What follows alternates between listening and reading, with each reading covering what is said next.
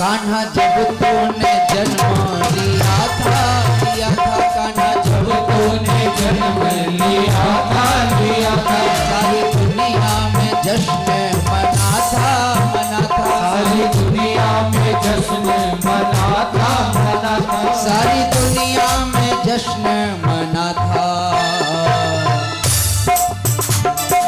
तेरे पैदा होते ही पैदा होते ही दुष्ट हैरान है तेरे पैदा होते ही दुष्ट हैरान है मोल मोल चेहरा और मीठी मुस्कान है मोल मोल चेहरा और मीठी मुस्कान है मोल मोल चेहरा और मीठी मुस्कान है मोल मोल चेहरा और मीठी मुस्कान है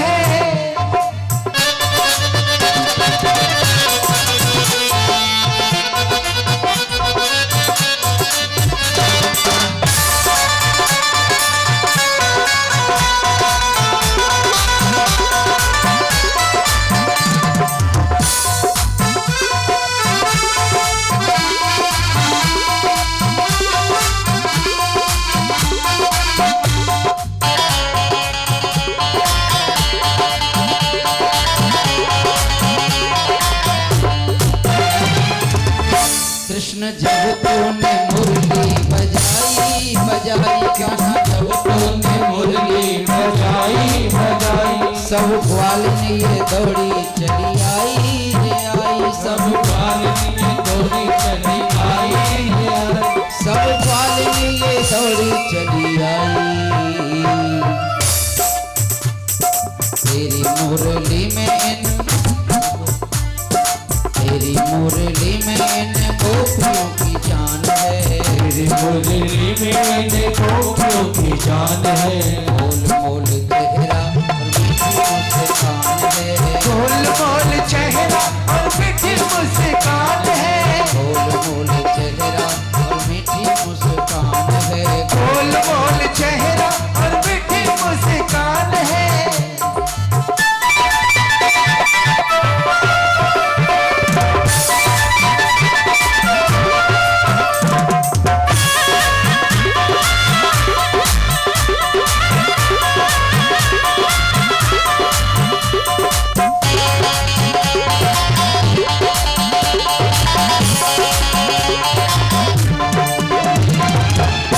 तेरी सूरत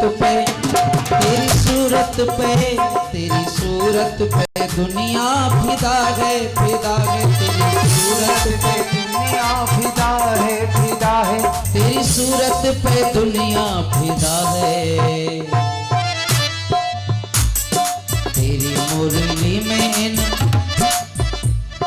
तेरी मुरली में इन गोपियों की जान है तेरी मुरली में इन गोपियों की जान है मोल मोल चेहरा और मीठी मुस्कान है मोल मोल चेहरा और मीठी मुस्कान है मोल चेहरा और मीठी मुस्कान है मोल मोल चेहरा और मीठी मुस्कान है मोल मोल चेहरा और मीठी मुस्कान।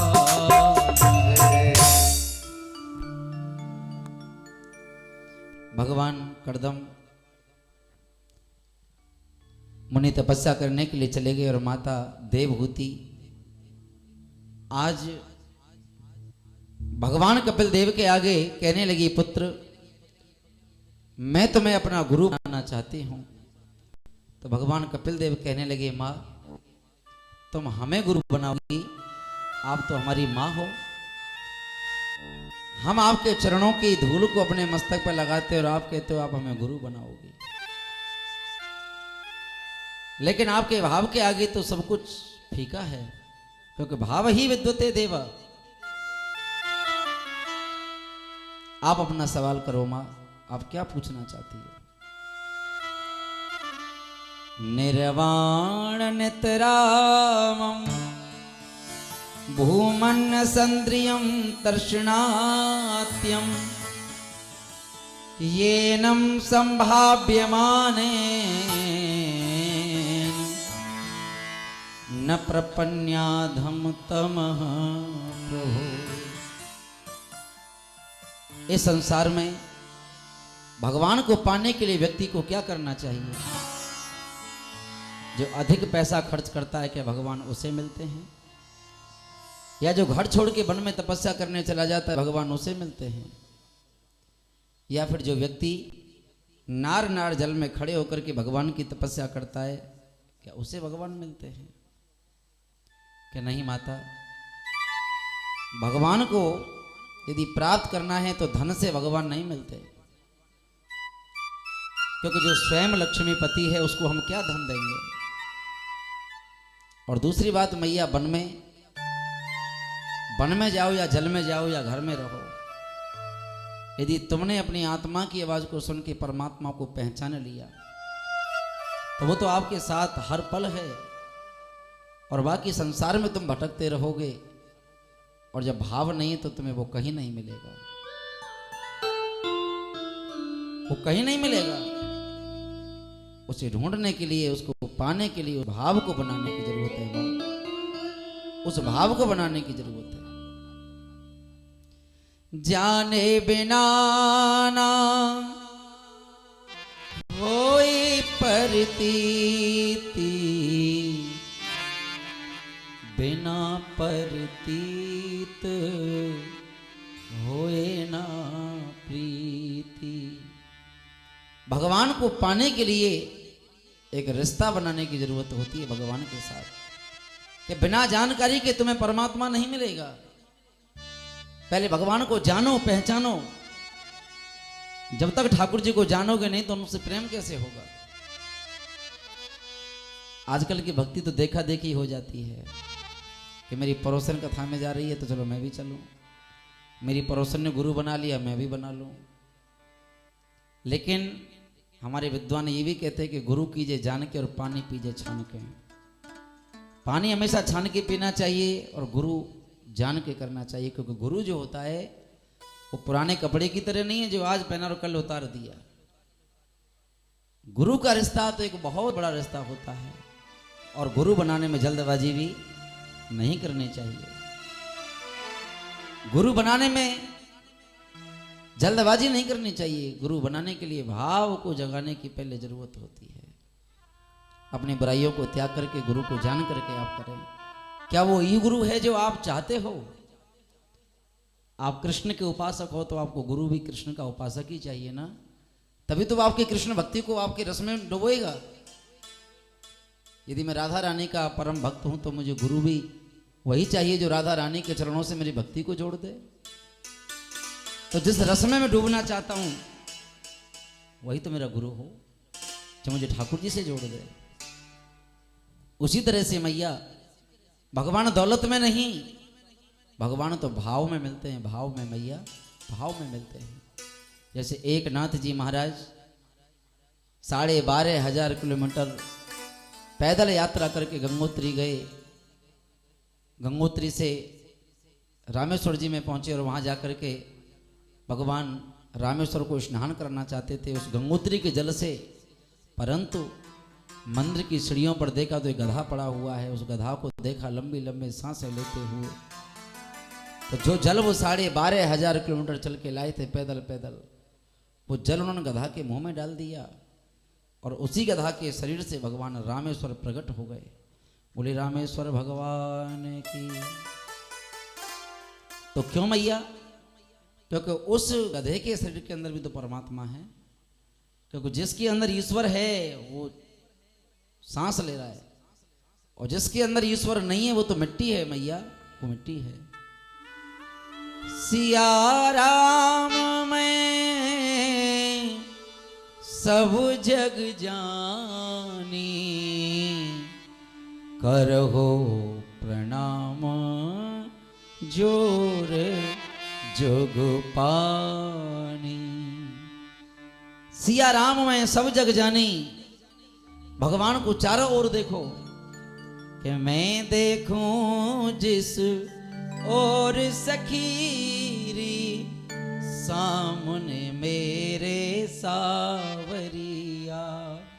मैं जहां देखूं मुझे वो ईश्वर नजर आए, दुश्मन के चेहरे में भी मुझे ईश्वर नजर आए, जहां देखूं मुझे वो कृष्ण नजर आए। वो मेरा भाव होता है प्रभु से मिलने का। वो तार होते हैं ठाकुर जी से जोड़ने के लिए। तो माता तस्मान्यकार सत्रसो न कर्पण्यम न संभ्रमः बंधवा जीवगतम धीरो मुक्त संचरे दिह। इन संसार की विषय परिस्थितियों से हमें यही शिक्षा लेनी चाहिए कि मानक कर्म सभी संसार में करें। परमात्मा के प्रति प्रेम करने के जो भाव हैं हमारे भक्ति से, यदि भगवान को हम मना सकते हैं तो भक्ति से मनाएं, रोकर के मनाएं, गाकर के मनाएं, लेकिन वो आए तो सही। आजा आजा रे कन्हाई तेरी याद आई, तेरी याद आई। आजा आजा रे कन्हाई आजा, आजा रे कन्हाई तेरी याद आई, तेरी याद आई। तो मैया भाव को भाव अनक आलस हो और नाम जपत मंगल दिस दिस हो। जब भाव से भगवान को बुलाते हैं तो भगवान जरूर मिलते हैं। माता का शरीर जल बन के बहने लगा, लेकिन नदी का रूप ले लिया। और माता देवहूति के शरीर का जब जल नदी के रूप में बदल गया तो उसी जल से आचमन करके भगवान कपिल देव सीधे गंगा सागर चले गए। जो गंगा सागर में भगवान कपिल देव का धाम बना और गंगा सागर एक तीर्थ बना। बोलिए कपिल देव भगवान की, और धीरे से बोलिए, बोलिए कपिल देव भगवान की। सुखदेव जी महाराज कहते हैं, कहे महाराज परीक्षित, भगवान को पाने के लिए व्यक्ति की कोई उम्र नहीं होती है, कोई उम्र नहीं होती है कि भगवान को हम कैसे पाएं, कैसे प्राप्त करें। महाराज उत्तानपाद के दो पत्नी थी। कितनी? दो पत्नी। बोलो राधे राधे।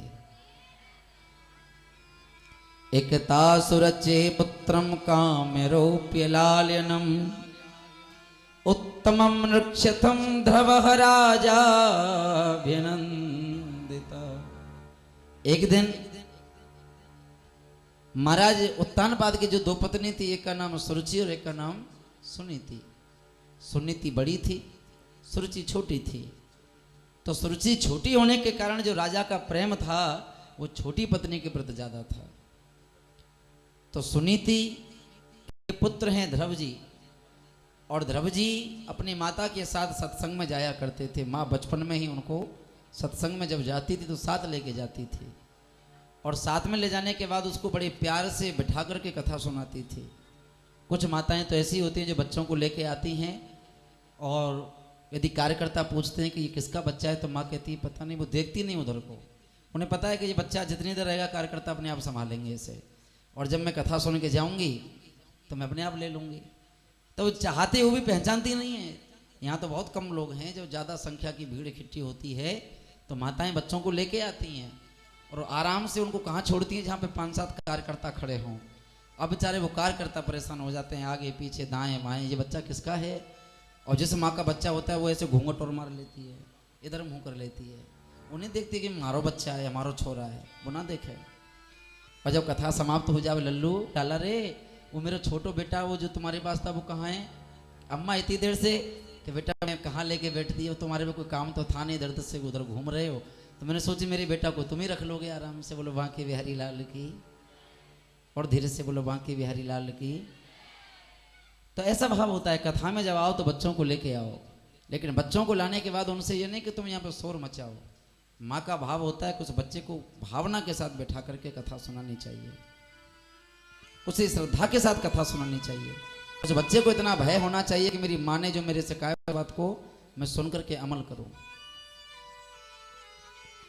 उस कथा को मैं दिल से सुनूं और कथा के एक एक शब्द को जीवन में उतारूं, ये भाव होना चाहिए। तो ध्रुव जी महाराज बचपन में छोटी उम्र में माँ के साथ सत्संग सुनने के लिए जाते थे। अब एक दिन ध्रुव जी अपने पिता उत्तानपाद के दरबार में पहुंचे। सुरुचि कहने लगी, कहाँ जा रहे हो पुत्र? कहे, छोटी माँ, आज मैं पिता की गोदी में बैठूंगा। कितनी उम्र थी? 7 वर्ष की। और 7 वर्ष के छोटे से बालक ध्रुव मैया को कहते हैं कि मैं पिता की गोद में बैठने जा रहा हूं। तो माँ ने कहा कि नहीं नहीं बेटा, तुम्हारे पिता उत्तानपाद हैं, लेकिन मैं तुम्हारी माँ नहीं हूं। यदि उनकी गोद में बैठना है तो इतना याद रखना कि भगवान की तपस्या करो और तपस्या करके भगवान से वरदान मांगो। और वरदान मांगना कि मेरा जन्म सुरुचि की कोख से हो, सुनीति की कोख से नहीं। सुखदेव बोले, देखा परीक्षित, देखा परीक्षित महाराज, आज अपनी कोख को भगवान से भी आगे बढ़ा के बता दिया कि भगवान की तपस्या करो, जब तुमको मेरी कोख से जन्म मिलेगा। अब गुस्सा में ध्रुव जी वहां से चल करके मनी मैया के पास पहुंचे और माँ ने कहा कि मुझे गोदी में नहीं बैठने दिया। छोटी माँ ने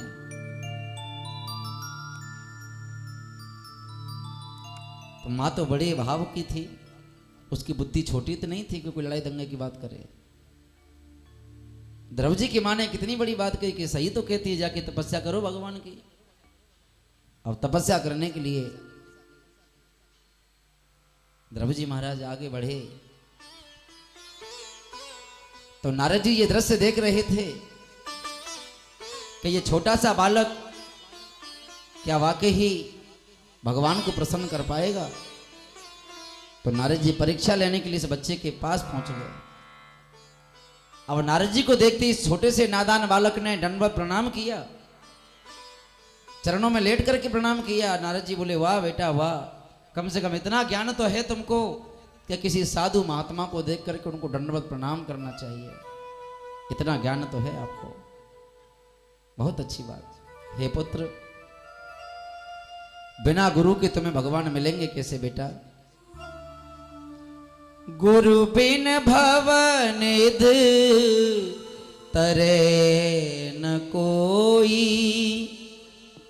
जो बिरंच शंकर सम होई। बेटा बिना गुरु के तुम्हें भगवान नहीं मिलेगा, नहीं मिलेगा तुम्हें परमात्मा। यदि भगवान से मिलना है तो पहले गुरु बनाओ। तो ध्रुव जी कहने लगे, इस जंगल में मैं गुरु कहां से ढूंढूंगा? यदि मैं आपका चेला बनने के योग्य हूं तो गुरुवर आप ही मुझे गुरु दीक्षा दे दीजिए। नारद जी की आंखों में आंसू आ गए और कहने लगे, पुत्र मैं तुम्हें आशीर्वाद देता हूं कि तुम्हें नारायण जरूर मिलेंगे। आशीर्वाद दिया, बेटा इस मंत्र का जाप करना, ओम नमो भगवते। ध्रुव जी इस मंत्र का जाप करने के लिए चले गए और भगवान के प्रति अपने भाव को जोड़ करके त्रात्रंते त्रात्रंते प्राप्ते कपथ्य बदरासन आत्मवृद्ध्यानुसारेण मासम नित्य चरणम हरि। अखंड भजन चल रहा है। ध्रुव जी के भजन का जब 3रा महीना प्रारंभ हुआ तो 9 दिन तक कुछ नहीं खाते और 9वें दिन केवल पानी पी करके रह जाते। भजन का जब 4था महीना प्रारंभ हुआ तो 12 दिन तक कुछ नहीं खाते, 12वें दिन केवल वायु पी करके रह जाते। पंचमे मासु न प्रति जित श्वासो नृपान्तमजः ध्यानं ब्रह्म पदे केन तस्थो स्थान सुंचलः। ध्रुव जी ऐसी अखंड समाधि लगा दिए कि देवता सांस लेने में परेशान हो गए। ब्रह्मरद्र में जाकर के अपनी श्वास को रोक लिया, प्राण अवरुद्ध हो गए, एकदम सन्नाटा सा छा गया और उनके हृदय में नारायण का प्रागट्य हो गया। बोले नारायण भगवान की। जब अखंड समाधि लग गई ध्रुव जी की तो देवता घबराने लगे और सभी कहने लगे प्रभु हम सांस नहीं ले पा रहे हैं। तो नारायण बोले चिंता न करो, मेरा एक नन्हा सा छोटा सा भक्त है, उसने अपने प्राणों को अवरुद्ध कर लिया है, मैं अभी जाकर के उसे दर्शन दूंगा, तुम सभी सांस लेना शुरू कर दोगे। तुरंत भगवान नारायण चतुर्भुज रूप से प्रकट हो गए। बोलिए चतुर्भुजी भगवान की। और कहने लगे मांग पुत्र, तुझे जो चाहिए मैं तुझे वही दूंगा। अब भगवान के सन्मुख ध्रुव जी खड़े हैं, भगवान को प्रकट करना है, ये तो गुस्सा वाली बात थी। लेकिन भगवान से मांगू क्या, ये तो वो भी नहीं जानते कि मैं भगवान से क्या मांगू, क्या मांगू मैं उनसे।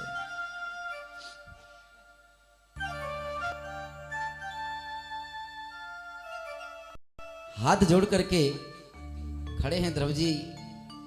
भगवान ने अपने दिव्य शंख को प्रहलाद से स्पर्श किया, और जब दिव्य शंख का स्पर्श हुआ तो मन में भाव जगा और अखंड ज्ञान उत्पन्न हो गया। और उस भाव से बड़े प्रेम से कहने लगे प्रभु मैं आपसे क्या मांगू, मुझे और कुछ नहीं चाहिए गोपाल, मुझे सिर्फ आपके चरणों की धूल चाहिए, आपके चरणों की भक्ति चाहिए, और मुझे कुछ नहीं चाहिए।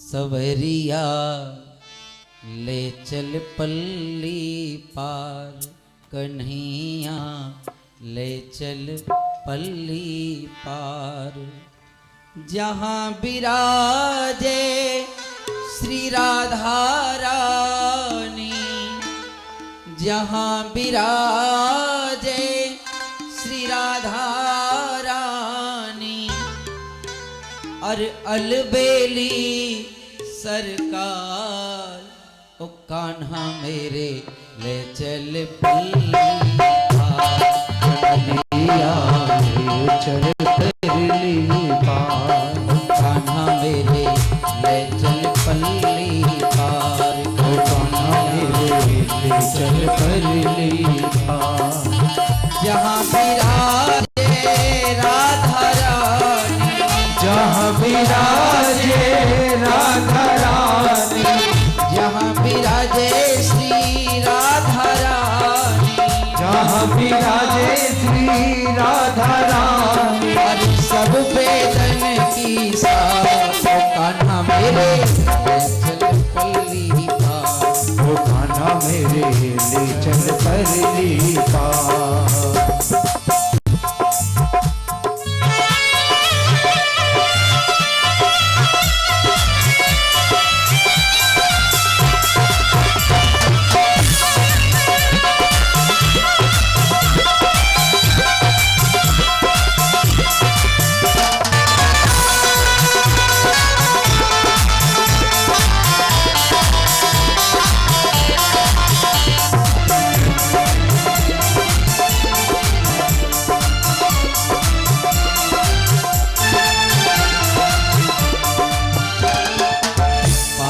पुण्य सब तेरे अर्पण, पाप पुण्य सब तेरे अर्पण, गुण अवगुण सब तेरे अर्पण, गुण अवगुण सब तेरे अर्पण, बुद्धि सहित मन तेरे अर्पण, बुद्धि सहित मन तेरे अर्पण, मैं तेरे चरणों की दासी, मैं तेरे चरणों की दासी, मैं तेरे चरणों की दासी, मैं तेरे चरणों की दासी, अरे कर दो बेड़ा पार, लाला मेरे कन्हैया मेरे, ओ लाला मेरे चल पल्ली पार, कन्हैया मेरे ले चल पल्ली पार, कन्हैया मेरे ले चल पल्ली पार।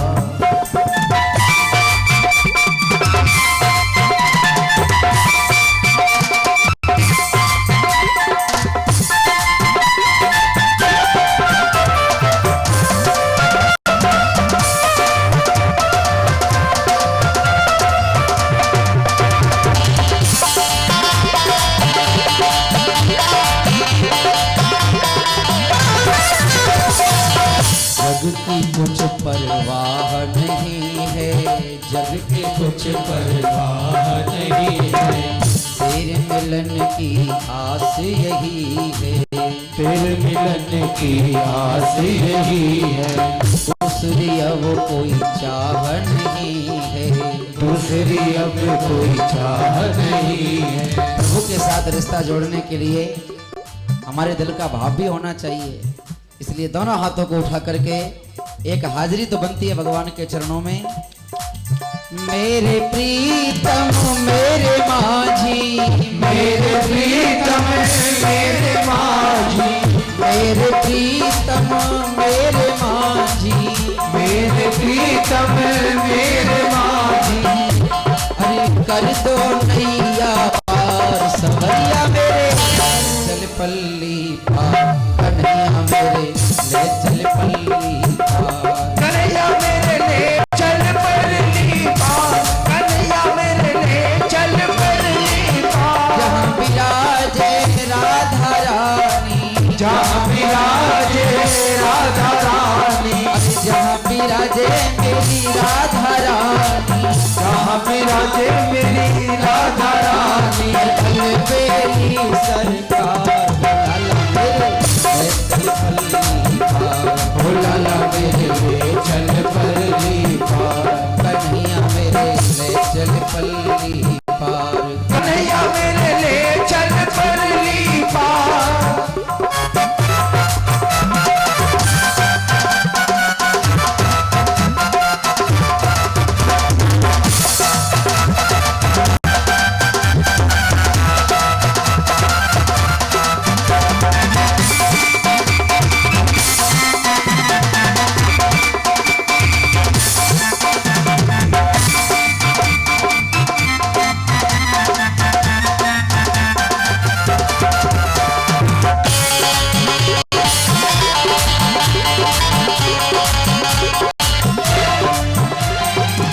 आनंद घन यहाँ बरस रहा है, आनंद घन यहाँ बरस रहा है, पत्ता पत्ता बरस रहा है, पत्ता पत्ता बरस रहा है, पत्ता पत्ता हरस रहा है। पत्ता पत्ता हरस रहा है। पी पी कर कोई बरस रहा है, पी पी कर कोई बरस रहा है। बहुत हुई अब हार गई मैं, बहुत हुई अब हार गई। अरे क्यों छोड़ी रे मझधार सवरिया मेरे, कन्हैया मेरे ओ लाला मेरे ले चल पल्ली पार। भोला ला मेरे ले चल पल्ली पार। जहाँ विराजे राधा रानी, जहाँ विराजे राधा रानी, अरे अलबेली सरकार लाला मेरे चल पल्ली पार, कन्हैया मेरे ले चल पल्ली पार।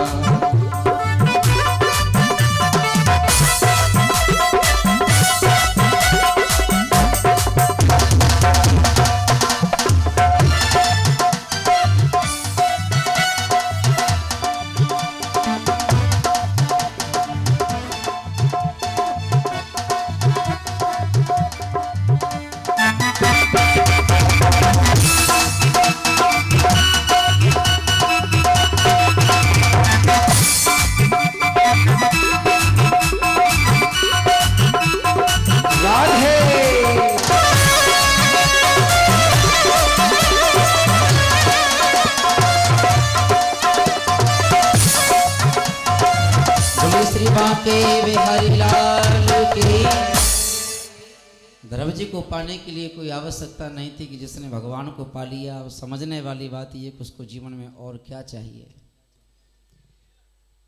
जो कांच लेने के लिए गया और उसे कंचन मिल जाए तो उसको और क्या चाहिए, उसको और कोई चीज़ की आवश्यकता नहीं है। ध्रुव जी ने भगवान श्री बांके बिहारी के दर्शन किए, नारायण भगवान के दर्शन किए, और यही नहीं ये ज्ञान था सत्संग का कि जो जानहि ताहि देह जनाई और जानत तुम ही है जाई। जो व्यक्ति एक बार भगवान के बारे में जानना चाहता है तो भगवान उसको अनेकों बार जन्मा देते हैं, लेकिन जो एक कदम पीछे हटता है भगवान 100 कदम पीछे हट जाते हैं। उमा दारू जो सत्य की नाही, सब ही न चावत राम गुसाई।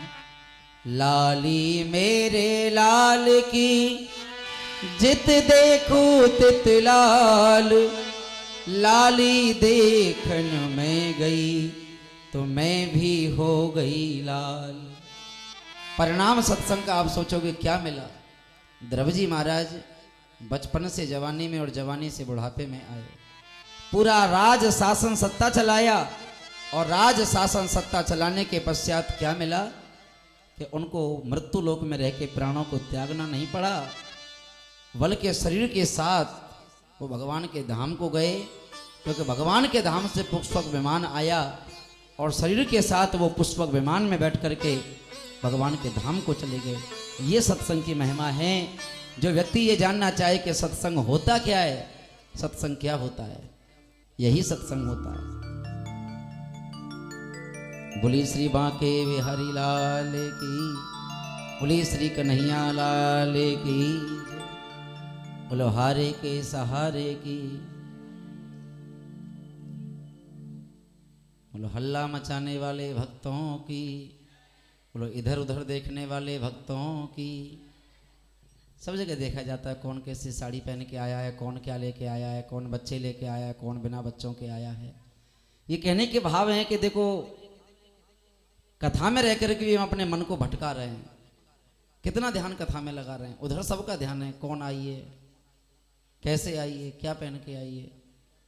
क्या ऐसे भाव से कथा में आपका ध्यान जुड़ पाएगा? नहीं जुड़ पाएगा। इसीलिए मैं आपसे बार बार यही कहता हूं कि आप अपने मन को ठाकुर जी श्री हरि के चरणों में जोड़िए, अपने मन को इधर उधर मत भटकाइए, क्योंकि कौन क्या लेके आया वो तो ठाकुर जी जानता है, लेकिन हम क्या लेके आए और क्या लेके जाएंगे ये समझना है। कि यहाँ 3 घंटे बैठे, शाम को पति पूछेगा क्या सुन के आई थी कथा में, तो क्या बताओगी, क्या बताओगी उनको। तो जो आज कथा आप सुने हो, एक काम करना, पति को सुनाने से पहले हमको सुना के जाना कि आपने क्या सुना था आज कथा में, ठीक है ना। आज कथा जो चल रही है ना, इन सब कथाओं के प्रसंग बताना हमको, तो बड़े भाव से और बड़ी श्रद्धा से इन भावों को जानना है और समझना है। अन्यथा बाकी तो समय तो भटकाने वाला भाव है, भटकते रहिए, कभी कुछ नहीं मिलेगा। बोलो श्री बांके बिहारी लाल की, लाडले नंदलाल की। तो जा पर कृपा राम की होई, ता पर कृपा करे सब कोई। ये ध्रुवजी का प्रसंग आपने सुना कि ध्रुवजी शरीर के साथ भगवान के धाम को पधारे, और यही प्रसंग शुरू होता है कि महाराज ऋषभ देव जी 24 अवतारों में से भगवान का एक अवतार हुआ ऋषभ देव जी के रूप में। और ऋषभ देव जी के रूप में जो भगवान का अवतार हुआ, ऋषभ देव जी के कितने पुत्र हुए? 100 पुत्र। और 100 पुत्रों में से उनके एक पुत्र हैं महाराज भरत, और जिनके पुत्र महाराज भरत हैं, उन्हीं महाराज भरत के नाम से इस देश का नाम भारत पड़ा। बोली भारत माता की। तो महाराज भरत के जीवन का इतिहास अपने पिता से उनका जीवन जुड़ा,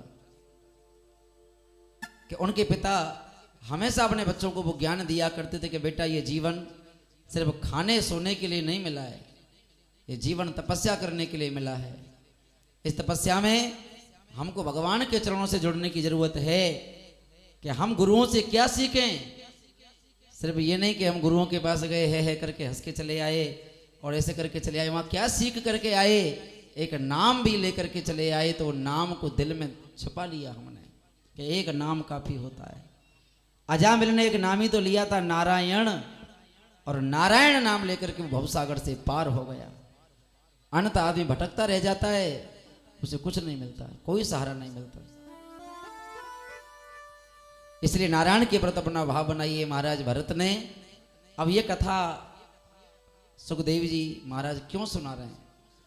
ये कथा इसलिए सुना रहे हैं कि जीवन में मोह के कारण व्यक्ति कहां से कहां पहुंच जाता है। चाह गई चिंता नसी मनवा बे परवाह,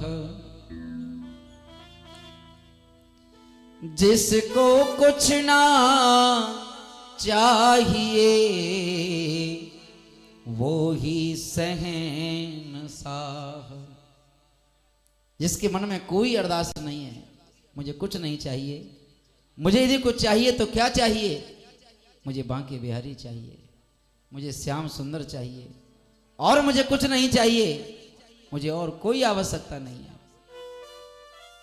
तो महाराज भरत गंडकी नदी में नार नार जल में खड़े होकर के तपस्या कर रहे हैं, लेकिन मोह के कारण क्या हुआ ये भी समझिए कि मोह के कारण क्या हुआ। आज मोह के कारण जहां उनका मिलन परमात्मा से होना था,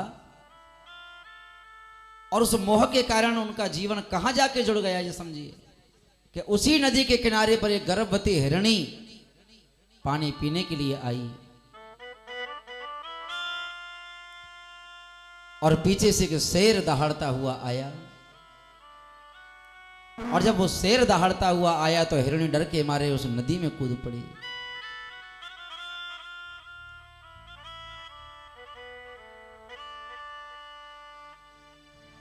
बीच नदी में जाकर के उस हिरणी ने अपने बच्चे को जन्म दे दिया, और महाराज भरत ये दृश्य देख रहे थे कि वो हिरणी का बच्चा कभी नदी के भीतर कभी नदी के बाहर।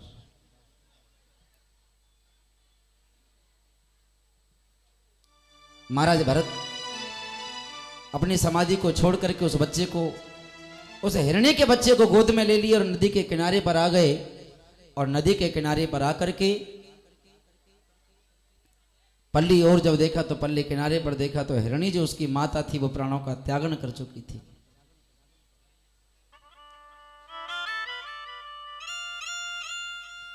जब हिरणी के प्राणों का त्यागन हो गया तो महाराज भरत उस बच्चे के मोह में ऐसे लीन हो गए कि पूजा पाठ सब कुछ भूल करके उस हिरणी के बच्चे को रात और दिन उसको पालने पोसने में लग गए। जब अंत समय आया, जन्म जन्म मुनि यतन कराही, अंत राम कहो आवत नाही। जन्मों जन्मों तक आदमी ये प्रयास करता है कि मरते समय मेरे मुख से भगवान का नाम निकल जाए, लेकिन ऐसा हो नहीं पाता। लेकिन महाराज भरत मरते समय अपने मन में क्या सोचते हैं, यदि मैं मर गया तो कोई शेर आकर के इस बच्चे को न खा जाए। तो उनकी जो आसक्ति थी वो हिरण के बच्चे में थी, और हिरण के बच्चे में आसक्ति होने के कारण उनका अगला जन्म जो हुआ वो हिरण का हुआ, मृग बने वो। अगले जन्म में मृग बन करके, बस ये अच्छी बात थी कि पिछले जन्म की बात याद थी कि मेरे साथ ये क्या हो गया। पता लगे किसी आदमी को ये पता लगे कि मुझे बड़ा खजाना हाथ लगने वाला है, और खजाने की जगह पता लगे हाथ में एक चवन्नी भी नहीं मिली, तो कितना पश्चाताप करेगा वो व्यक्ति। और जिन महाराज भरत को जहां भगवान का मिलन होना था और वहां वो मनुष्य योनि से हट करके भी मृग की योनि में चले गए, तो पश्चाताप तो होना ही था। लेकिन पश्चाताप की आग में वो इतने जले, उन्होंने देखा कि वन में आग लगी एक दिन, और जब वन में आग लगी तो सब जीव उस आग से बच के अपने प्राणों को बचा रहे थे। लेकिन महाराज भरत उस आग की तरफ दौड़े, उस आग में कूद के अपने जीवन की आहुति दे दी। तो हिरण्य योनि उनकी खत्म हो गई, और अगला जन्म उनका तीसरा जन्म हुआ। एक ब्राह्मण के घर में, अंगिरस नाम के ब्राह्मण, जो कर्मकांडी ब्राह्मण हैं, उनके यहां पर इनका तीसरा जन्म होता है। लेकिन यह भी खुशकिस्मती की बात है कि तीसरे जन्म में भी उनको पहले जन्म की बात याद है।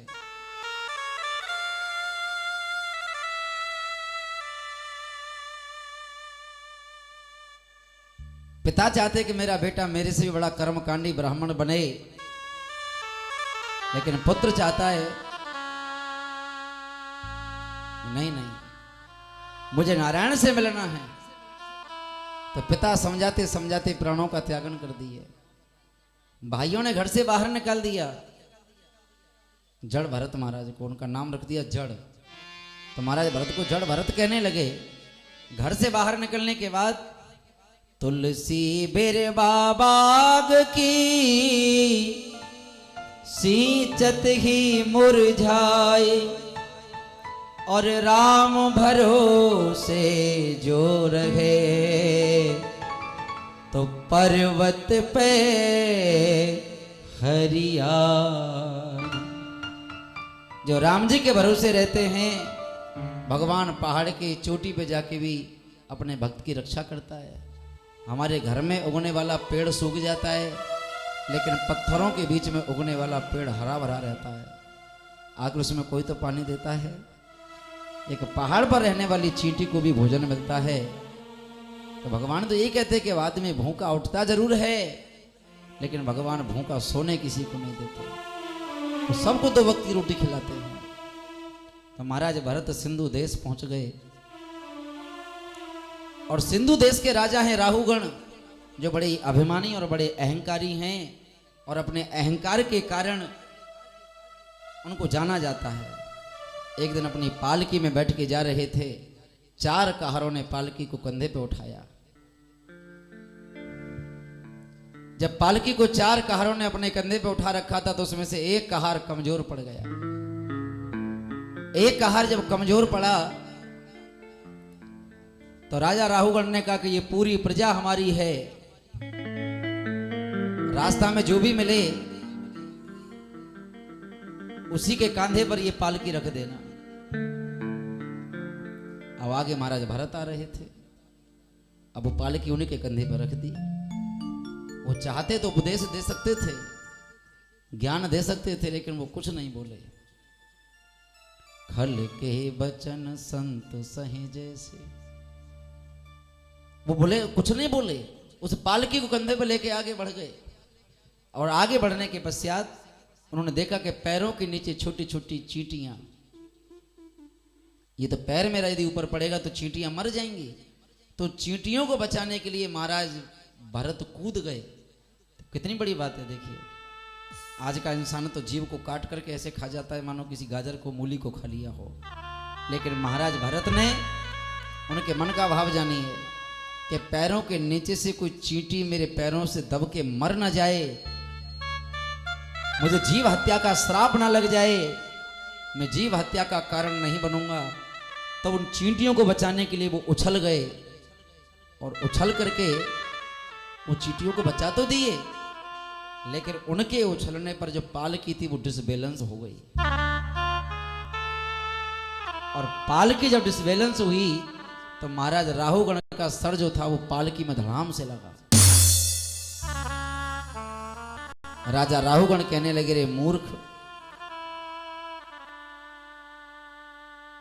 अरे धरती के बोझ एक पालकी का वजन नहीं उठा सकता, क्या तुझे अपने प्राणों से प्यार नहीं है? तो महाराज जड़ भरत कहने लगे, हाँ राजन, मैं मूर्ख हूं, लेकिन इतना ज्ञान है मुझे कि तलवार मुझे काट नहीं सकती, आग मुझे जला नहीं सकती, पानी मुझे डुबा नहीं सकता, क्योंकि जलने का, कटने का, डूबने का काम शरीर का होता है, आत्मा अमर होती है। आप मेरे शरीर को काट सकते हो, लेकिन मेरी आत्मा को नहीं मार सकते। दूसरा, तुमने कहा कि मैं इस हाथी जैसे शरीर को लेके घूम रहा हूं, मैं धरती का बोझ हूं। तो हे महाराज, धरती का बोझ मैं नहीं हूं, धरती के बोझ आप हो। जरा सोच के देखिए अपने मन में, मरने के बाद में 4 लोग उस मृतक शरीर को कंधा दे करके शमशान पहुंचाते हैं, और तुम जीते जी 4 आदमियों के कंधे पर रखे हो। तो धरती का बोझ मैं नहीं, धरती के बोझ आप हो महाराज, धरती के बोझ आप हो। ये सुनते ही राजा राहुगण पालकी से उतर करके पैरों में गिर पड़े और पैरों में गिर करके हाथ जोड़ करके कहने लगे, कौन हैं आप, क्या परिचय है आपका। महाराज भरत बोले, अहम पुरा भरतो नाम राजा विमुक्त दृष्ट सतसंग बंदः आराधनम भगवत इह मानो मृगो संभवम मृग संधार्थ। मैं पहले भरत नाम का राजा था, मेरे अज्ञान के कारण, मेरे मोह के कारण मैं एक मृग बन गया। ये मेरा तीसरा जन्म हुआ है राजन, तीसरा जन्म हुआ है। अहो अनीसाम किमकारी शोभनम प्रसन्न सा स्वयं दूत स्वयं हरि। ये जन्मलब्ध्यम नृसंभारत जिरे मुकुंद से वोपकम सुप्रहाहीन। कर्मों से इंसान कहां से कहां पहुंच जाता है हे महाराज।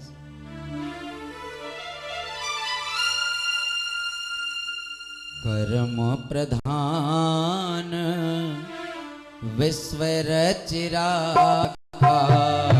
कर्म प्रधान विश्व रचिरा।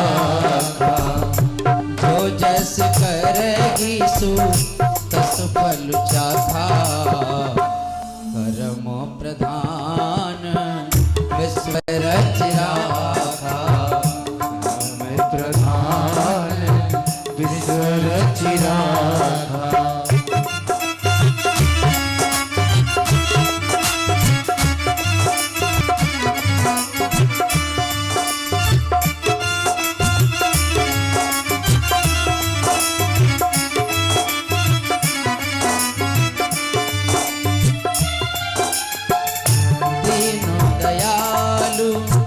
बिरद समभारी, दीन दयालु बिरद समभारी। हरहु नाथ महो संकट भारी, हरहु नाथ महो संकट भारी। अहो प्रभु कृपा करो यही भांति, सब तज भजन करो दिन राति। सब तज भजन करो दिन राति। तो कर्मों से इंसान महान बनता है महाराज, और कर्मों से इंसान गिरता है। अपने कर्म अच्छे बना करके रखिए। 28 प्रकार के नरकों का वर्णन भागवत में किया कि जो इंसान जैसा कर्म करता है उसको क्या सजा मिलती है। जो व्यक्ति झूठ बोलता है उसको कौन सा नरक मिलता है। जो आदमी झूठी चुगली करता है, दूसरों की निंदा करता है, उसको कौन सी सजा मिलती है। जो गरीब लोगों को सताता है, गरीब आदमी के पेट की रोटी को छीनता है, उसको कौन सा नरक मिलता है। उसी प्रकार अलग अलग नरकों की सजा उसके कर्मों के अनुसार उसको दी जाती है। जो व्यक्ति दूध में ज़्यादा पानी मिला के बेचता है उसको कौन सा नरक मिलता है। तो यही अलग अलग सजाएं हैं।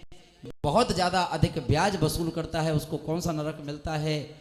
जो गरीबों को रुलाता है उनको क्या सजा मिलती है। तो 28 प्रकार के नरकों का वर्णन भागवत में किया आदरणीय श्री महाराज भरत जी ने। और इस वर्णन को करते हुए राहुगण को ज्ञान देते हुए समझाया कि महाराज नरक सिर्फ 28 प्रकार के नहीं हैं, करोड़ों प्रकार के नरक हैं जो इस धरती के नीचे भी हैं और आसमान में भी हैं।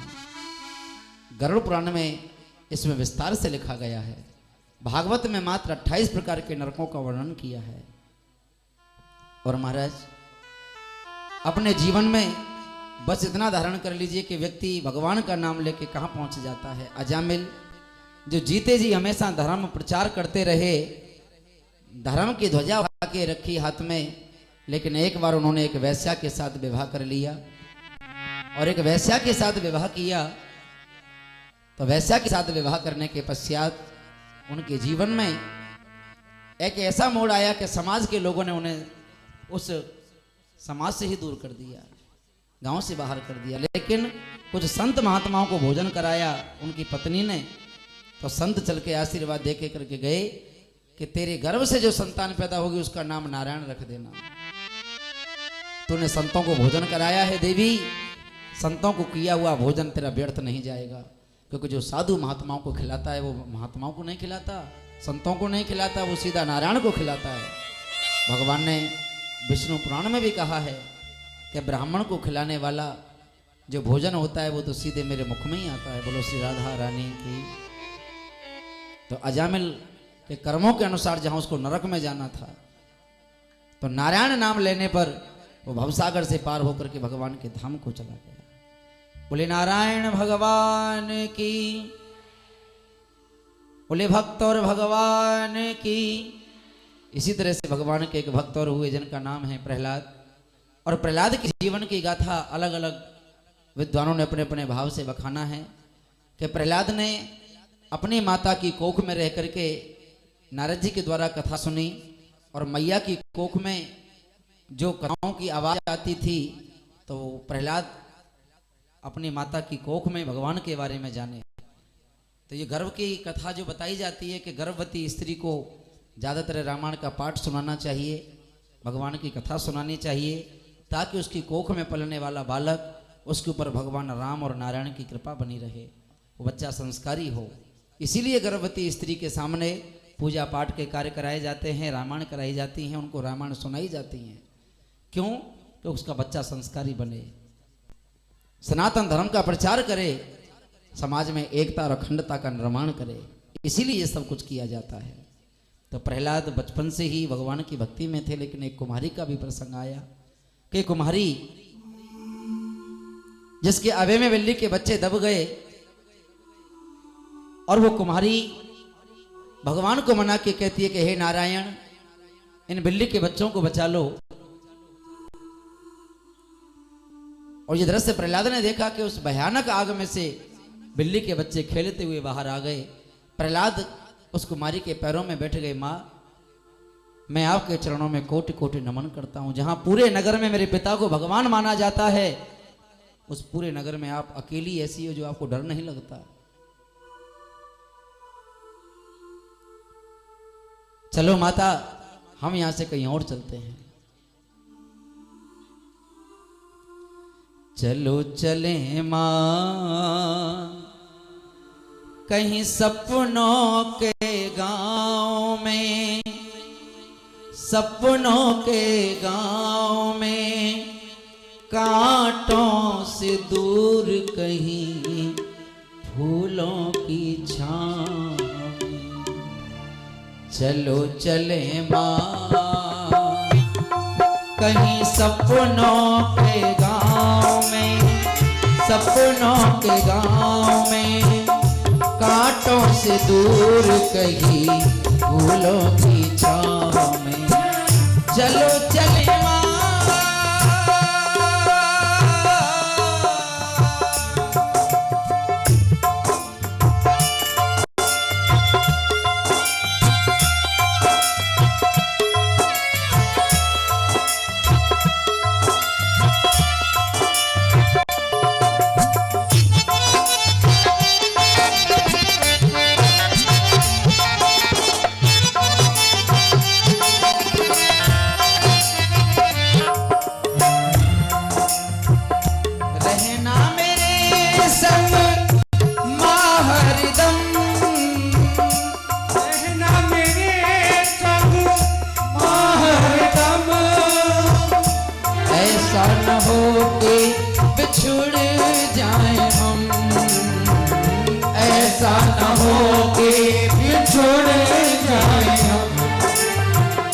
ऐसा न हो कि बिछुड़ जाए हम, ऐसा न हो कि बिछुड़ जाए हम।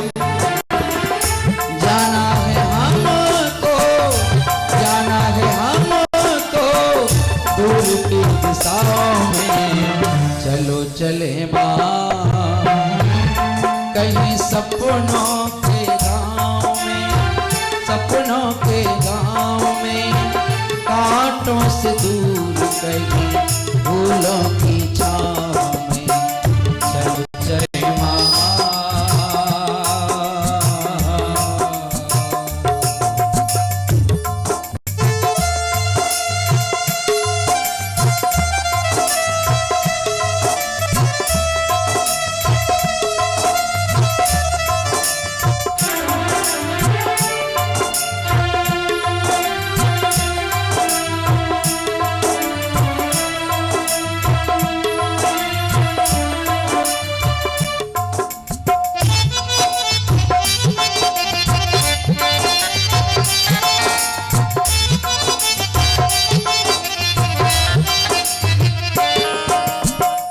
मैया मैं तेरी सेवा करूं, मैया मैं तेरी सेवा करूं, तेरे बिन मैया मैं कैसे जीऊं, तेरे बिन मैया मैं कैसे जीऊं, तेरे बिन मैया मोरी कैसे जीऊं, तेरे बिन मैया मोरी कैसे जीऊं। भूल मत जाना मुझको, भूल ना जाना मुझको, गैर समझ के चलो चले माँ। कहीं सपनों के गाँव में, सपनों के गाँव में, कांटों से दूर कहीं फूलों की छाव में चलो चले माँ।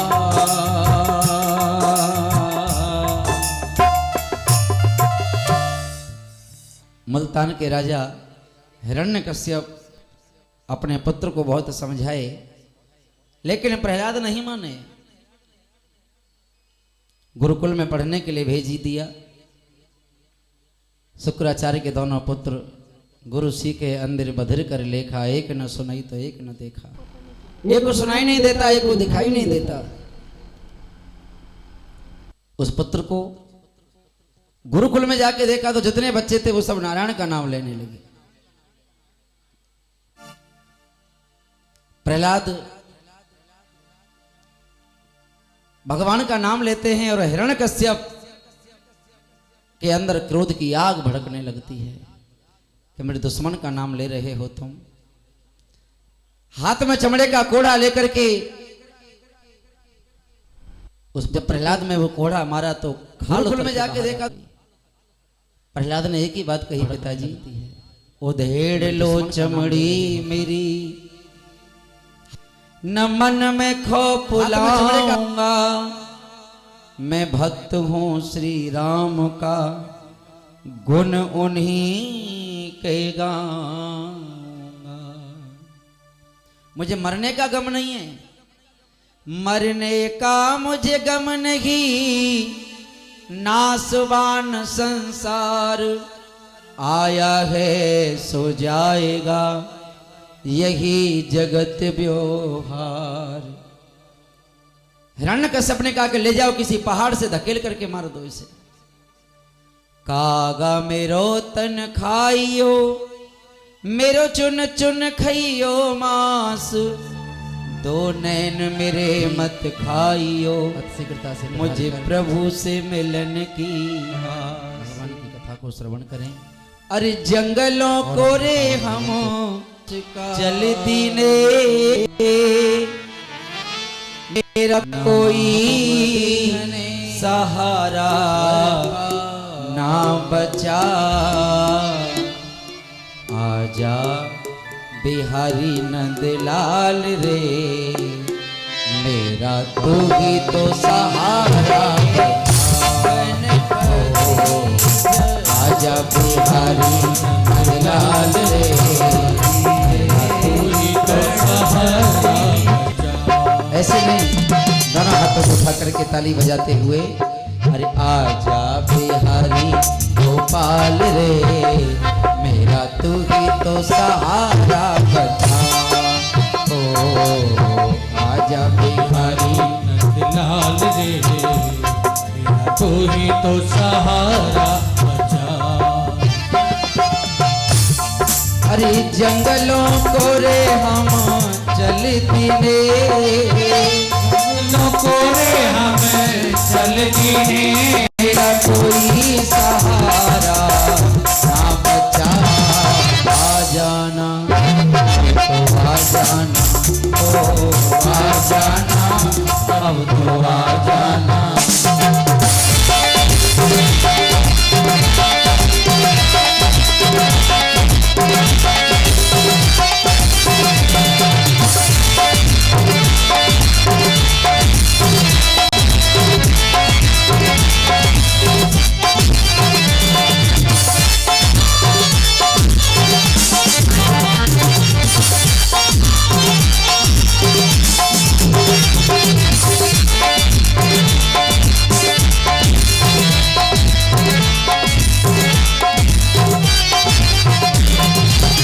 मैया की ममता हमको न मिली, मैया की ममता हमको न मिली, अरे मैया की ममता हमको न मिली, मैया की ममता हमको न मिली, और पिता का लाड ना मिला, आ जाना तो आ जाना, ओ आ जाना, अब तो आ जाना।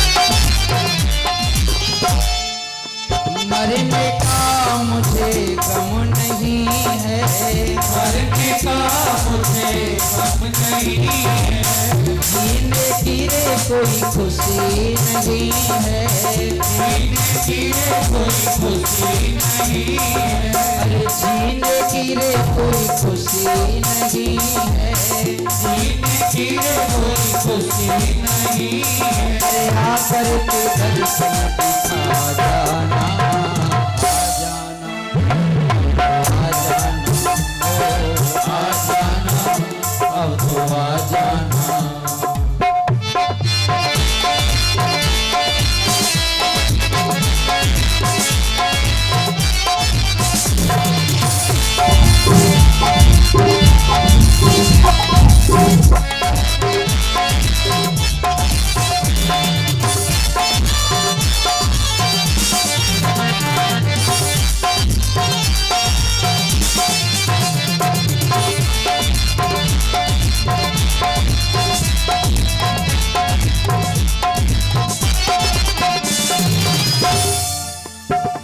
अरे प्रभु जी आकर के दर्शन दिखाना, प्रभु जी आकर के दर्शन दिखाना, हाथ को उठा करके प्रभु जी आकर के दर्शन दिखाना, प्रभु जी आकर के दर्शन दिखाना, नैया हमारी प्रभु पार लगाना, नैया हमारी प्रभु पार लगाना, आकर के दर्शन दिखा जाना, आ जाना, अब तो आ जाना, आ जाना, अब तो आ जाना।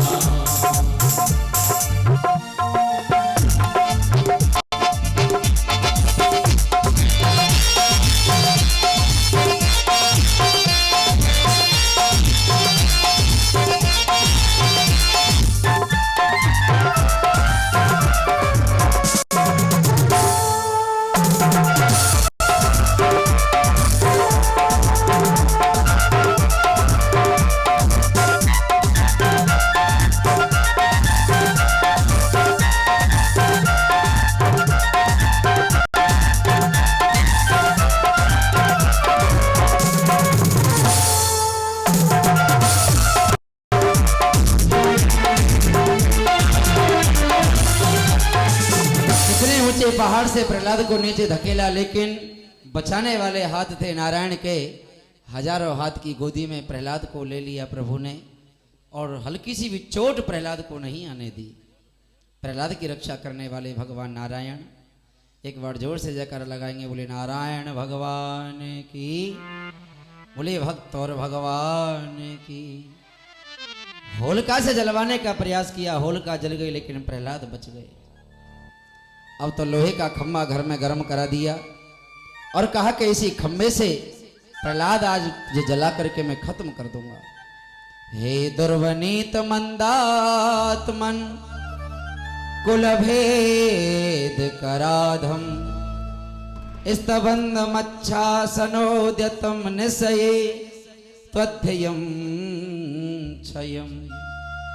अरे दुर्वनीत मंदात्मन प्रहलाद, मैंने तुम्हें समझाने का बहुत प्रयास किया, लेकिन तुम मेरी एक भी बात न माने।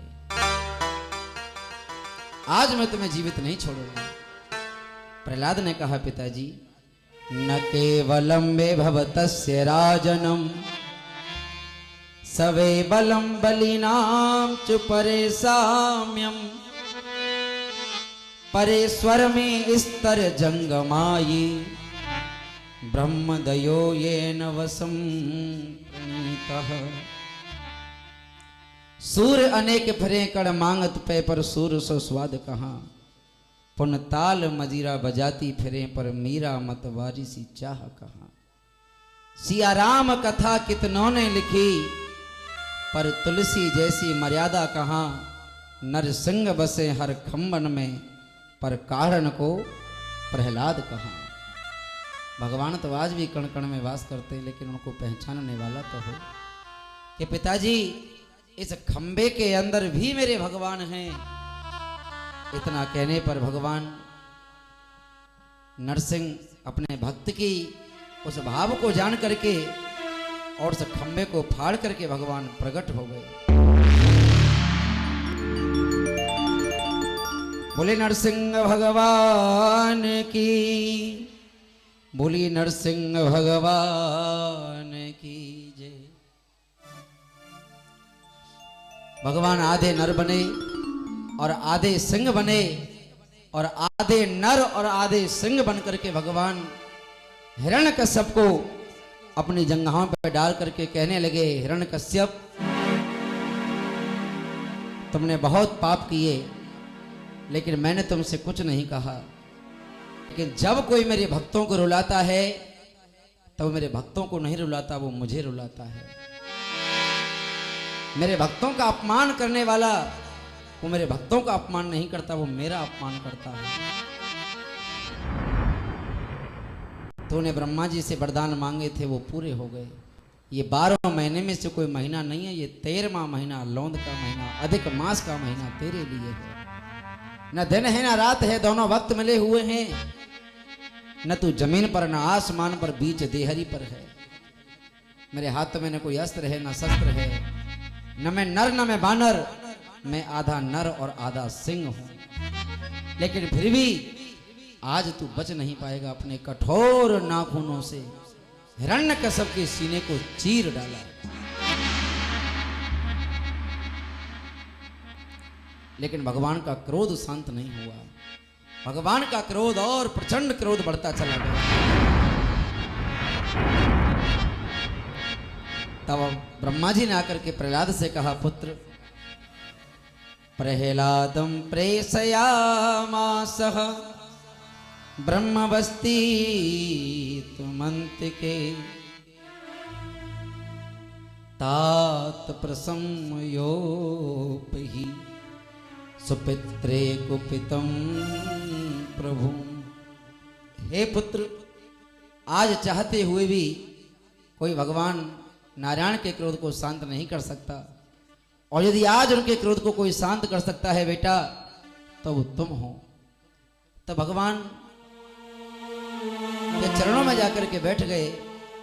प्रहलाद, तो जिस तरह से गाय अपने बछड़े को प्यार करती है, उस तरह से भगवान अपने भक्त को प्रेम करने लगे और कहने लगे, मांग मांग, तुझे क्या चाहिए? कि प्रभु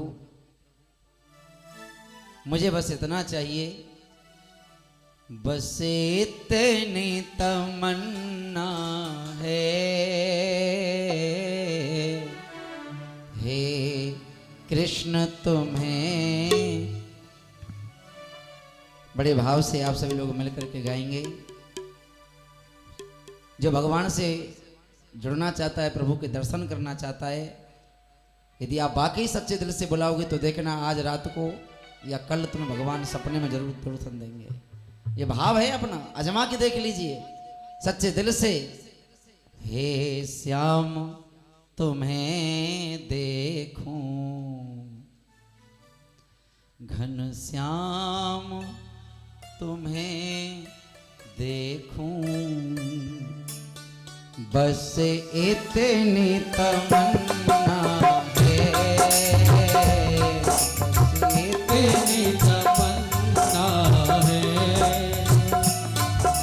हे श्याम तुम्हें देखूं, घन श्याम तुम्हें देखूं, हे श्याम तुम्हें देखूं, घनश्याम तुम्हें देखूं। सिर मुकुट सुहाना हो, माथे तिलक निराला हो, सिर मुकुट सुहाना हो, माथे तिलक निराला हो, माथे तिलक निराला हो। ऐसे नहीं, हाथों को उठा करके। गल मोतियन माला हो, गल मोतियन माला हो, गल मोतियन माला हो, गल मोतियन माला हो। हे श्याम तुम्हें देखूं, श्याम तुम्हें देखूं, हे श्याम तुम्हें देखूं, श्याम तुम्हें देखूं। कानों में हो बाली, लटके लट घुघराली, कानों में हो बाली, लटके लट घुघराली, लटके लट घुघराली, तेरे अधर पे मुरली हो, तेरे अधर पे मुरली हो। कितने भक्त हैं देखो, ये बूढ़ी बूढ़ी अम्मा भगवान की भक्ति में कैसी नाच रही हैं, और एक तुम हो जो तुम पे हाथों ना उठाए जा रहे, कैसी भगवान की भक्ति करोगी। अरे व्यक्ति तो पूरा पूरा जीवन तपस्या करने में निकाल देते, और एक आप हो जो ताली बजाने में भी ऐसा जोर पड़ रहा है कि पता नहीं क्या आफत आ गई। जरा हाथों को उठा करके भगवान को अपनी हाजिरी लगाइए। वो तेरे अधर पे मुरली हो, तेरे अधर पे मुरली हो, हे श्याम तुम्हें देखूं, श्याम तुम्हें देखूं, हे श्याम तुम्हें देखूं, घनश्याम तुम्हें देखूं।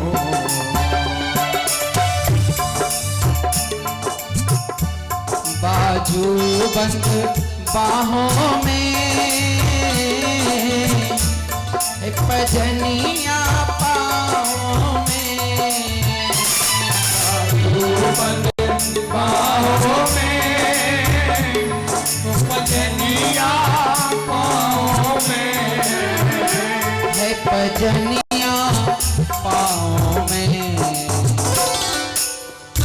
होठों पे हंसी कुछ हो, होठों पे हंसी कुछ हो, होठों पे हंसी कुछ हो,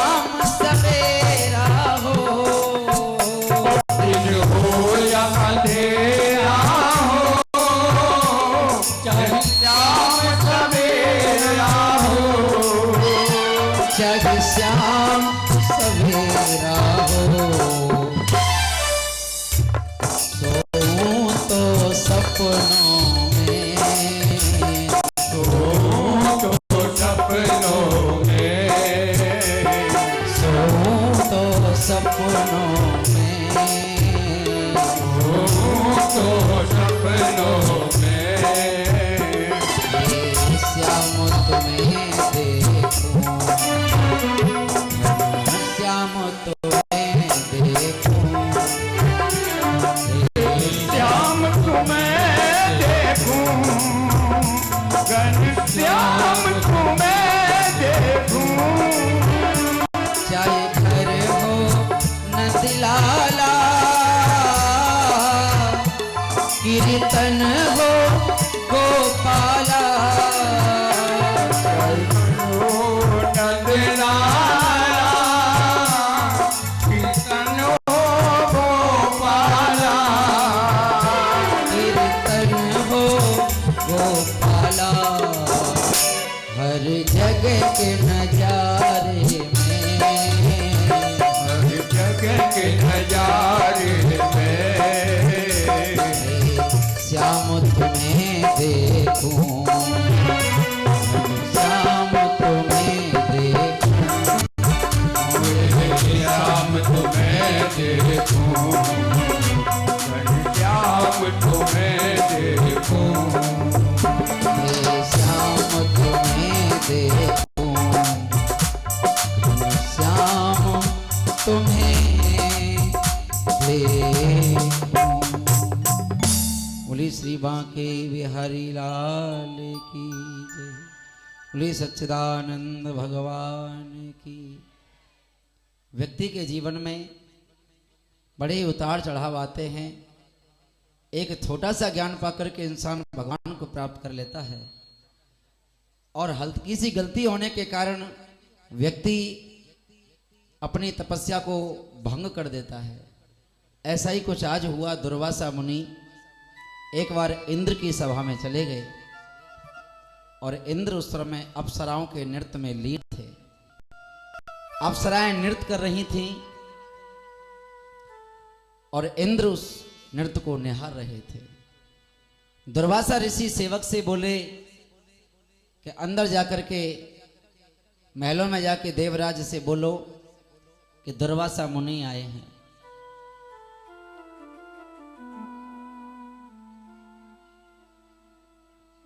शांति शांति शांति शांति। जो माताएं आपस में बातें कर रही हैं वो बहुत धन्यवाद की पात्र हैं। मैं हृदय से उन्हें धन्यवाद करता हूं। जो कथा में भी आने के बाद वो चेंचे मैचे कर रही हैं, मैं गद्दी की ओर से आपको बहुत बहुत आशीर्वाद दूंगा, और भगवान आपको शक्ति दे और हिम्मत दे कि आप इसी तरह से विघन डालते रहो कथा में, न सुनना न किसी को सुनने देना। लेकिन ये काम कौन करता है आप समझते हो? अब ये बात मुझे बताने की ज़रूरत नहीं है। आप घर जाना, किताब में पढ़ना, पुराणों में पढ़ना, नेट पर सर्च करना कि कथा में विघन डालने वाला कौन होता है। कि कथा का विघन क्या होता है कि थोड़ा सा आप हल्ला मचाओगे, शोर मचाओगे तो कथा का तार टूट जाता है। अभी यहाँ पर कोई दूसरा प्रोग्राम हो रहा होता तो कोई दिक्कत नहीं, तुम चीखते भी तो भी फर्क नहीं पड़ता। लेकिन कथा में क्या है कि हल्की सी भी कोई आवाज़ हो जाती है ना तो वो तार टूट जाता है, और हर व्यक्ति फिर उधर को चाह करके देखने लगता है क्या हो गया। इसलिए एकाग्रता बनाना बड़ा मुश्किल होता है। बोलो राधे राधे, और धीरे से बोलो। बोलो हल्ला मचाने वाले भक्तों की, बोलो शांत बैठने वाले भक्तों की। जो भी माताएं आपस में हल्ला मचा रही हैं, आपस में बातें कर रही हैं, उनके लिए एक बार जोर से ताली बजा के स्वागत करिए। धन्यवाद। चलिए अब हम उम्मीद करेंगे कि आप थोड़ा देर शांति बैठ के सुनेंगे। तो दुर्वासा मुनि ने जब अंदर जाकर के वो संदेश पहुंचवाया तो सेवक ने कहा कि महाराज बाहर दरवाजे पर दुर्वासा मुनि आए हैं। तो इंद्र अप्सराओं के नृत्य में इतने लीन थे, उन्होंने कहा कि सम्मान के साथ संत जी को अंदर ले आओ। कि जब के है क्या कि संत मिलन को चालिए तज माया अभिमान, और जो पग आगे रखू कोटन यज्ञ समान। कि कोई संत या ब्राह्मण तुम्हारे द्वारे पर आया है, यदि वो 100 कदम चल के आया तो अपने घर से 10 कदम आगे बढ़कर के तुम्हें उसका स्वागत करना चाहिए। लेकिन इंद्र अपने उस नृत्य में इतना लीन हो गए। कहते ना पतन जब होता है तो यही मार्ग होते हैं जो आदमी अपने पतन को प्राप्त करता है। वो पतन उसको बिना मांगे मिल जाता है पतन। बोलो राधे राधे।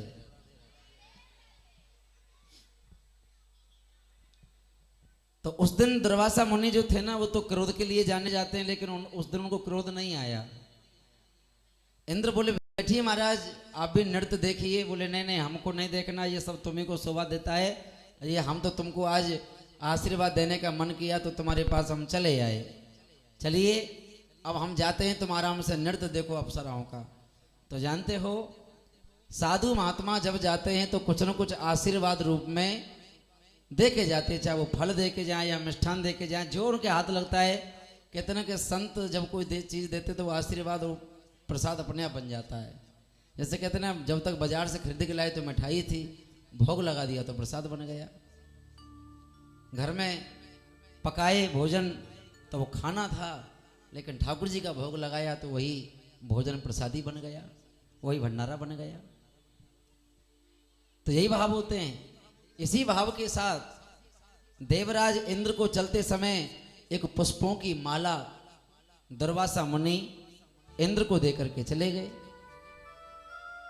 अब जानते हो जो फूलों की माला संत ने अपने हाथों से दुर्वासा मुनि ने देवराज इंद्र को दी, लेकिन देवराज इंद्र उस नृत्य में इतने लीन थे कि दुर्वासा मुनि के दिए हुए आशीर्वाद को वो नज़रअंदाज कर गए और उस माला को वो साइड में रख दिए, जो वो नीचे गिर गई। जब वो माला नीचे गिरी तो उन्हीं के गजराज ने, उस हाथी ने उस माला को अपने पैरों के नीचे से कुचल दिया। जब उस माला को उस हाथी ने कुचल दिया तो संत के आशीर्वाद का अपमान हुआ। जब संत के आशीर्वाद का अपमान हुआ तो देवताओं की शक्ति क्षीण होने लगी। जब देवताओं की शक्ति क्षीण होने लगी तो उधर भक्ति में उतनी बड़ी शक्ति थी कि राजा बलि यज्ञ और भंडारे कर रहे थे।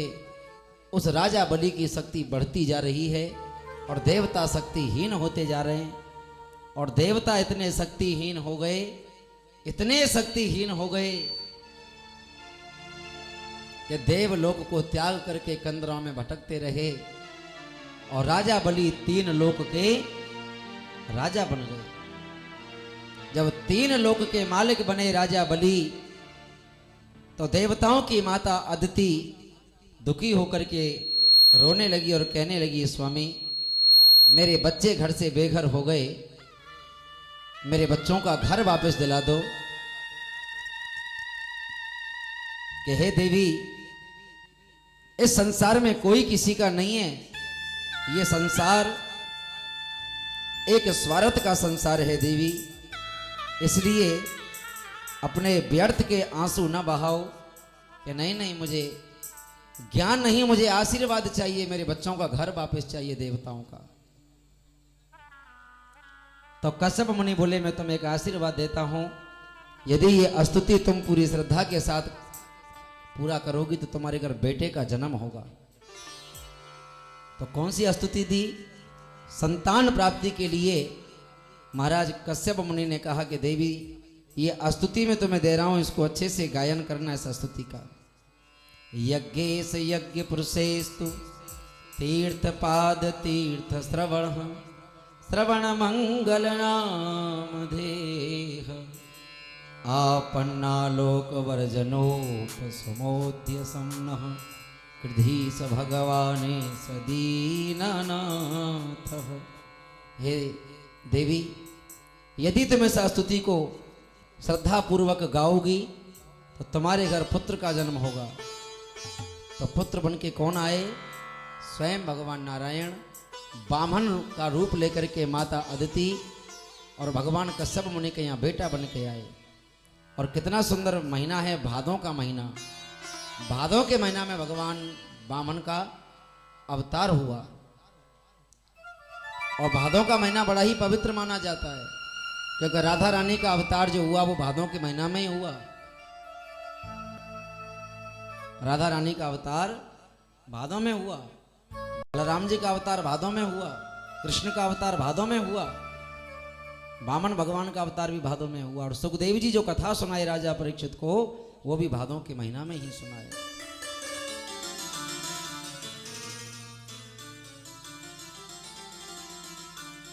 भगवान वामन का एक बार जोर से जयकारा लगाएंगे, बोलिए वामन भगवान की। तो भगवान वामन प्रकट हो गए। वामन अंगुल के हैं इसलिए उनका नाम वामन है। छत्रपति जी ने छत्र दिया और ब्रह्मा जी ने कमंडल दिया और माथे पे तिलक लगाए और पूरे ब्राह्मण का भेष बना करके भगवान राजा बलि के द्वारे चल दिए। जय जय गोविंद गोविंद गोपाल मेरो श्याम मेरो नंद लाला। वैसे कोई फायदा तो है नहीं तुम लोगों से कीर्तन बुलवाने का, क्योंकि कीर्तन तो तुम लोग बोलते नहीं हो। कीर्तन में तो तुम्हारा हाल ऐसा हो जाता है जैसे कोई मिठाई बेचने वाला मक्खियों को उड़ाता रहता है ना, कि ग्राहक तो कोई आता नहीं है। तो वही तुम्हारा हाल है, कीर्तन के लिए बोलते हैं, ताली बजाते हो, ये ताली होती है तुम्हारी है। तो क्या फायदा कीर्तन कराने का? तो कीर्तन तो तुमको करना नहीं है। और कीर्तन हम आपसे इसलिए कराते हैं कि भगवान कोई हमारे चाचा तो लगते नहीं है, कुछ तो तुम्हारे भी लगते ही होंगे भगवान जी। और ये भी नहीं कि अपने चाचा का नाम तो तुमसे बुलवा नहीं रहे कि हम बोले कि हमारे चाचा का नाम बोलो। तो ये नाम किसका है? ये तो ठाकुर जी का नाम है। इस नाम को आप गाओगे तो आपको फल मिलेगा, हम गाएंगे तो हमको फल मिलेगा।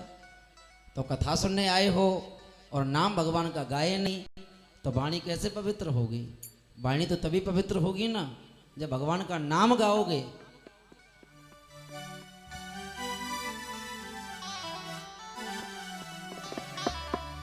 कृष्ण गोविंद गोविंद गोपाल मेरो श्याम मेरो नंद लाला।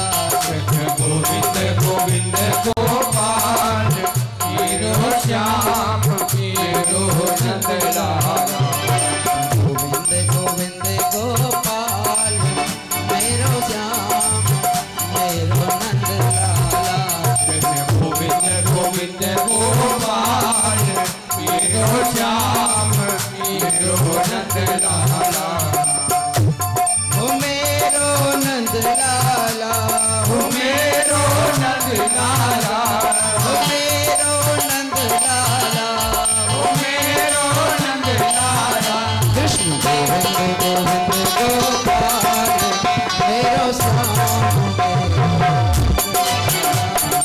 गोविंद गोविंद गोपाल मेरो श्याम मेरो नंद लाला। गोविंद गोविंद गोपाल मेरो श्याम मेरो नंद लाला। गोविंद गोविंद गोपाल मेरो श्याम मेरो नंद लाला। हरे रामा राम रामा हरे हरे। हरे रामा हरे रामा राम राम हरे हरे। हरे कृष्णा कृष्ण कृष्ण हरे हरे। हरे कृष्णा कृष्ण कृष्ण हरे हरे। हरे रामा राम रामा हरे हरे। हरे रामा हरे रामा राम राम हरे हरे। ओ हरे कृष्णा कृष्ण कृष्ण हरे हरे। कृष्णा हरे कृष्णा कृष्ण कृष्ण हरे हरे। हरे रामा राम रामा हरे हरे। हरे रामा हरे रामा राम राम हरे हरे। हरे कृष्णा कृष्ण कृष्ण हरे हरे। हरे कृष्णा हरे कृष्णा कृष्ण कृष्ण हरे हरे। हरे रामा राम हरे हरे। हरे रामा राम हरे हरे। हरे कृष्णा कृष्ण कृष्ण हरे हरे। हरे कृष्णा कृष्ण कृष्ण हरे हरे। बोले श्री बांके बिहारी लाल की। बलि के द्वारे पर भगवान वामन पहुंच गए हैं और भिक्षा मांगने के लिए। तेरे द्वार खड़ा भगवान जिनके द्वारे जाप करके दुनिया भिक्षा मांगती है, आज वही परमात्मा अपने देवताओं का देवलोक वापस कराने के लिए वो जाकर के भिक्षा मांग रहे हैं।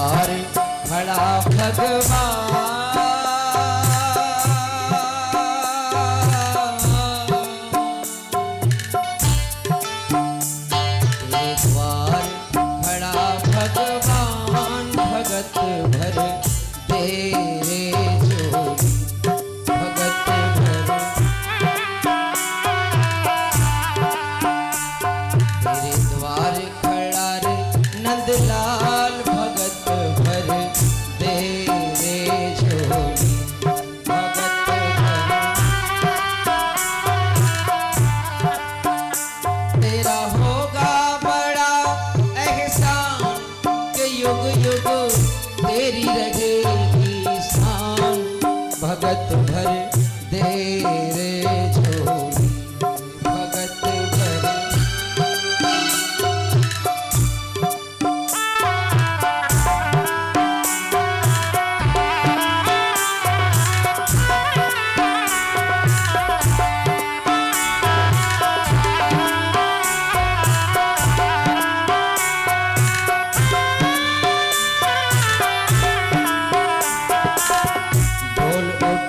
सारी धरती देख रे, ढोला गगन है सारा।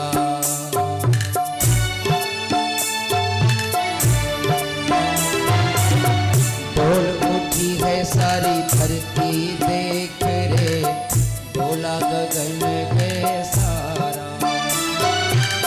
भीख मांगने आया तेरे घर, जगत का पालन हारा रे, जगत का पालन हारा। मैं आज तेरा मेहमान, तू कर ले मुझसे जरा पहचान, भगत भर